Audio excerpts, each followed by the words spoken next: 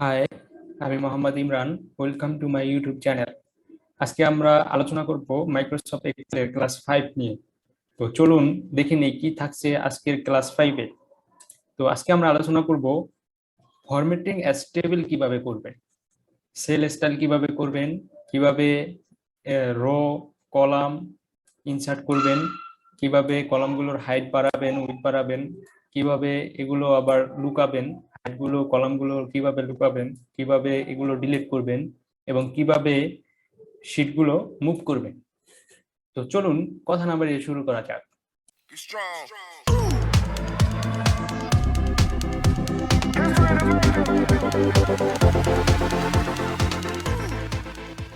তো প্রথমে আমরা এক্সেলে চলে আসলাম। এক্সেল আসার পরে এটাকে আমরা ফরম্যাট করব। ফরম্যাট করার জন্য এই থেকে পর্যন্ত সিলেক্ট করব। সিলেক্ট করার পরে আমরা এখান থেকে ফরম্যাটে আসবো। ফরম্যাটে আসলে বিভিন্ন ধরনের ফরম্যাট দেখতে পাবো। সেখান থেকে আমাদের চুজ করে আমাদের একটা ফরম্যাট অপশন সিলেক্ট করতে হবে। সিলেক্ট করার পরে আমরা এখান থেকে যখন এটা সিলেকশন আসবে এখান থেকে আমরা ওকে করে দিব। দেখুন আপনার চয়েস করার যে টেবিল আছে সেটা এখানে শো করতেছে।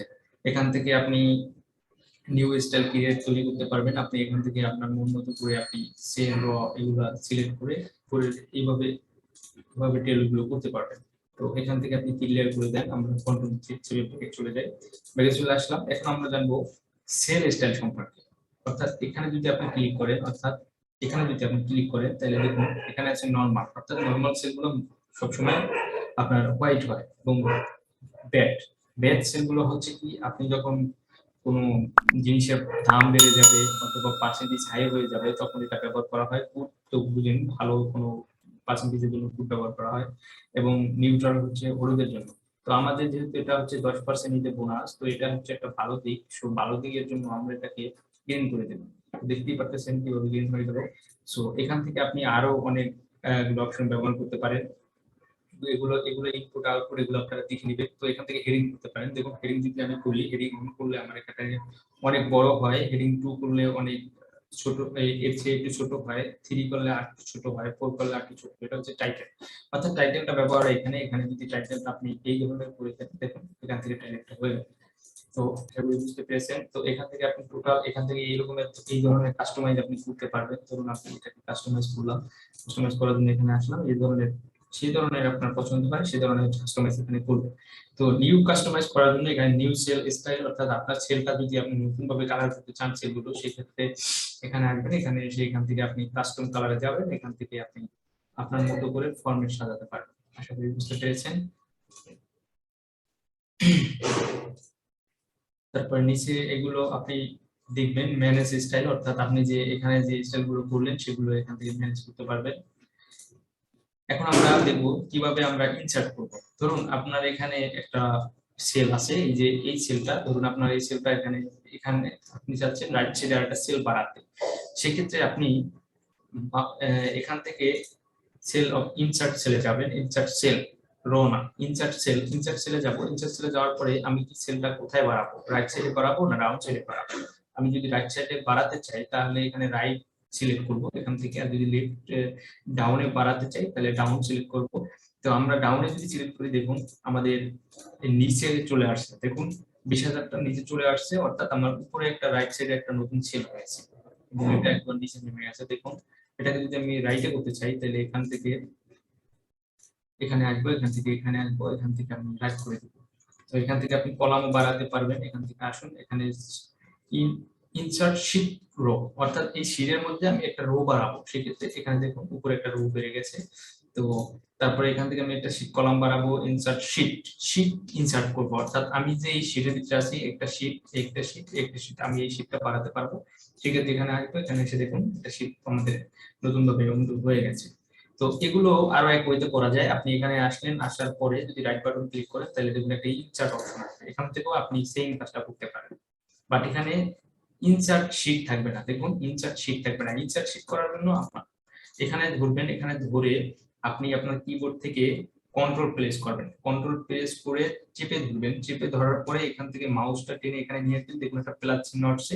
এই প্লাস চিহ্ন যদি করেন করে একবার ছেড়ে দিবেন তাহলে আপনার দ্বিতীয় শীট হয়ে যাবে। যেভাবে ইনসার্ট করছেন আবার সেভাবেই ডিলিট করুন। তো এখানে আসি ডিলিট আসার পর ডিলিট সেল। দেখুন আমি কি রাইট সাইডে লেফট সাইডে ডিলিট করব। আমি যদি এটাকে 20,000কে ডিলিট করি তাহলে কি হয় দেখুন আমার কি হলো 10,000 20,000 এর জায়গায় চলে আসছে, আর 20,000টা কি হয়ে গেছে, ডিলিট হয়ে গেছে। তো এখানে আসি, এখানে আসে আপনি এই যে রাইট বাটন ক্লিক করে আবার এখানে রাইট বাটন ক্লিক করবেন, ক্লিক করে আবার এই যে সেম অপশনটা এখানে পাবেন, আবার এখানেও পাবেন। রাইট বাটন ক্লিক করে এখান থেকেও আপনি এই সেম অপশনটা করতে পারেন। তো ডিলিট এই ইনচারের মতোই আপনি delete sheet, cross column, delete sheet. Delete sheet দিলে কি হয় দেখুন, আমি এই শীটটাকে ডিলিট করব, ডিলিট করার জন্য এখানে ডিলিট শীট চলে আসবে। তো এখানে যদি আপনি করতে চান, ধরুন আপনি এখান থেকেও করতে পারবেন, এখানে ডিলিট অপশন আসবে, ডিলিট অপশন থেকেও আপনি এটা করতে পারবেন। তারপরে আসি ফরম্যাট সেল। ফরম্যাট সেলের ভিতরে আসলে কি হচ্ছে, এটা অত্যন্ত গুরুত্বপূর্ণ বিষয়। তো দেখুন এটা হচ্ছে রো হাইট। রো বলতে আমরা কি বুঝি, রো বলতে আমরা এই এটাকে বুঝি, নিচে নিচে যে অপশনগুলো আছে, নিচে নিচে যে সেলগুলো আছে এগুলো হচ্ছে রো। তাহলে এই রোটার আমার সাইজ কত আছে, এখান থেকে আমি সাইজের হাইটটা দেখে নিই, সাইজ হাইট, এখানে সাইজ হচ্ছে 15। এটা আরো একভাবে দেখা যায়, আমি পূর্বে দেখিয়েছি। তো এখানে আসবেন, রাইট বাটন ক্লিক করবেন, ক্লিক করার পরে রো হাইট নামে একটা অপশন পাবেন, এখান থেকে আপনি দেখতে পাবেন। তো আমি এখান থেকে রো হাইট কত পেলাম, আমি রো হাইট পেলাম 15। তো এখান থেকেও আপনি খুব সহজে ক্যাচ করতে পারবেন যে আপনার আপনার রো হাইট কত আছে, এখানে 15 আছে। আপনি যদি এখান থেকে বাড়াতে চান 20 দিয়ে দিবেন, দেখুন এই রো হাইটটা বেড়ে গেছে। তারপরে এখান থেকে আপনি অটো রো ফিট, অটো রো ফিট হাইট মানে হচ্ছে আপনার আগে এক্সেলের স্ট্যান্ডার্ড ওটা রো আছে, ওটা ওটা হয়ে যাবে। দেখেন আমি বাইরে দিছি, এটাকে অটো দিলে আবার 15 হয়ে যাবে। তো এখান থেকে এটা কলামের উইথ, কলামের উইথ বলতে আমরা কি বুঝি, অর্থাৎ এই যে কলামটা আছে, এই যে কলাম আছে, এই কলামটার উইথ কত, আমরা রাইট বাটন ক্লিক করব, ক্লিক করার পরে দেখুন এখানে কলাম দিতে পারেন, অথবা এখান থেকেও আপনি দেখতে পারেন কলাম উইথ কত আছে 11। এটাকে যদি বড় করে দিই, এখন কত আছে 16, সেগুলো বুঝতে পারেন। তারপর আছে হাইট এন্ড আনহাইট। এখন আপনি কি হাইট করবেন, আপনি কি হাইট রো করবেন, অর্থাৎ আপনার এই যে রোটা আছে, এই 1 নাম্বার রোটা, এটাকে যদি আপনি হাইড করতে চান, এটাকে সিলেক্ট করবেন, সিলেক্ট করে এখানে এখানে এসে হাইড করতে পারবেন, হাইড করলাম। অথবা এটা আরো একভাবে করতে পারবেন, মাউসের রাইট বাটন ক্লিক করে এখান থেকে হাইড ক্লিক করবেন, হাইড হয়ে যাবে। আবার যদি আপনি কলাম হাইড করতে চান, এখানে আসবেন, কলাম হাইড করবেন, আবার হাইড হয়ে যাবে। আবার যদি আই হাইড করতে চান, ডি এবং ই সিলেক্ট করবেন, সিলেক্ট করে এখানে হাইড দিবেন, আনহাইড হয়ে গেল। তো এই সেম কাজটা এখান থেকেও করতে পারেন খুব সহজে, এখান থেকেও করতে পারেন। আমরা হাইড শীট, অর্থাৎ আমি চাচ্ছি এই শীটটাকে আমি হাইড করব, এই শীটটাকে আমি কি করব, এই শীটটাকে এখানে এসে আমি কি করলাম, শীট,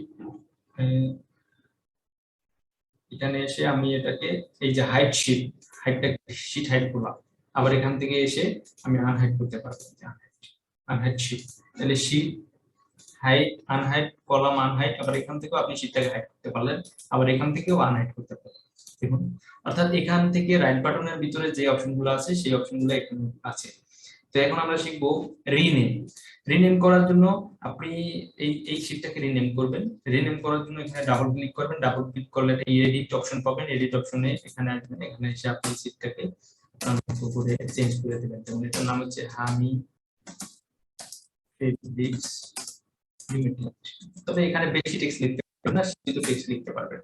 তো এখান থেকে আপনি আবার রাইট বাটন ক্লিক করুন, ক্লিক করার পরে দেখুন এখানেও রিনেম পেয়ে যাচ্ছে, অথবা রাইটে ডাবল ক্লিক করলেও রিনেম পেয়ে যাচ্ছেন। আবার এখানে আসুন, এখানে আসার পরে এখানেও কিন্তু আপনি রিনেম পেয়ে যাচ্ছেন। তো আমরা রিনেম সম্পর্কে জানলাম। এখন আমরা জানবো মুভ অর কপি শীট। এটা একটা অত্যন্ত গুরুত্বপূর্ণ বিষয়।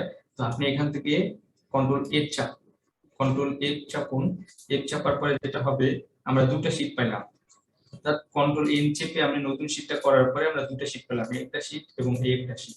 এখন আমি চাচ্ছি যে আমার এই যে নতুন বুক অনে আমি এখান থেকে এই শীটটাকে ওখানে কপি করে নিব। তাহলে মুভ আর কপি, অথবা এখান থেকে এসে মুভ আর কপি। আশা করি বুঝতে পেরেছেন। মাউসের রাইট বাটন চেপে মুভ আর কপি,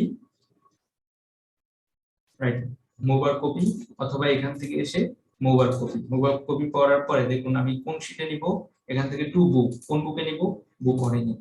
এবং এখানে কি করব, মুভ প্রিন্ট করব না ক্রিয়েট এ কপি। তো আমরা প্রথম ক্রিয়েট এ কপি দিলে কি হয় দেখুন, আমার এখানে এই যে দ্বিতীয় শীটে আমার একটা শীট চলে আসলো, এবং প্রথম শীট আছে। তো এটাকে যদি আমি পুরো নিতে চাই, তাহলে আমার কি করতে হবে, এখান থেকে মুভ আর কপি করতে হবে, এখান থেকে বুক অনে করতে হবে এবং এখান থেকে মুভ আর কপি সিলেক্ট করে এটাকে সিলেক্ট না করে এখানে ওকে দিলে আপনার এই শীটটা নতুন এই শীটে মুভ হয়ে যাবে, তখন এই শীটে আর কোনো কিছু থাকবে না। তো আশা করি বুঝতে পেরেছেন। তারপরে আছে টপ কালার, অর্থাৎ দেখুন আমি এই শীটটাকে লাল কালার করবো। লাল কালার জন্য এখানে আসবেন টপ কালার, টপ কালার এখানে লাল দিবেন, দেখুন আমার শীটটা লাল কালার হয়ে গেছে। অথবা এখানে এসে মাউসের রাইট বাটন ক্লিক করবেন, রাইট বাটন ক্লিক করার পরে টপ কালার থেকে এখানে কালার পাবেন, অর্থাৎ এখানে রাইট বাটনের যে অপশনে কালার পাবেন আবার সেম কালার গুলো এখানেও পাবেন। তারপর হচ্ছে প্রোটেক্ট শীট বলতে আমরা কি বুঝি? প্রোটেক্ট বলতে বুঝি আমরা এই শীটটাকে এই বারগুলো আমরা হাইড করে দিব। কিভাবে দেখুন, এখান থেকে যদি আমি প্রোটেক্ট করলাম, প্রোটেক্ট করার পরে আপনি এখানে দেখুন যে অপশনগুলো টিক আছে, যে অপশনগুলো টিক চিহ্ন দেওয়া আছে ওই অপশনগুলো এখান থেকে কি হবে, প্রোটেক্টে হাইড হয়ে যাবে। দেখুন এই যে সব হাইড হয়ে গেছে, এখানে কোনো কাজ করতেছে না।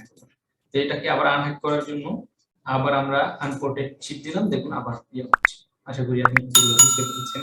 তারপরে হচ্ছে ফরম্যাট সেল সম্পর্কে এই ফরম্যাট সেল সম্পর্কে আমরা নেক্সট একটা ক্লাস করব, সেখানে ফরম্যাট সেল সম্পর্কে একটু যেটা আলোচনা হবে। তো আজকের ক্লাসে এইটুকুই। যারা আমার চ্যানেলটা দেখে উপকৃত হয়েছেন, ভিডিওটা দেখে উপকৃত হয়েছেন, তারা অবশ্যই একটা লাইক, একটা কমেন্টস এবং একটা সাবস্ক্রাইব করে দিবেন এবং কোনো সমস্যা হলে আমাকে কমেন্টের মাধ্যমে জানান, আমি আপনাকে সলিউশন করে দেব। তো ধন্যবাদ, ভালো থাকবেন। Be strong.